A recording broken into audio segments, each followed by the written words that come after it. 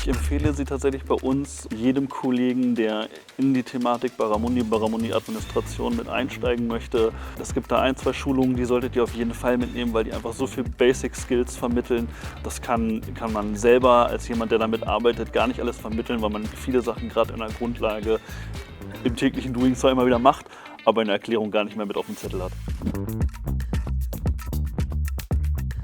Ich glaube, nochmal vor Augen geführt zu bekommen, dass man, selbst wenn man denkt, man hat schon relativ viel gemacht und gesehen mit Barramundi, an vielen Stellen einfach noch viel zu viele Rechte vergibt, viel zu wenig absichert und dann einfach jetzt in dieser Schule nochmal gezeigt bekommen hat, hey, das geht viel besser, viel sicherer und IT-Security ist ein Thema, was uns heute alle begleitet, ständig bewegt.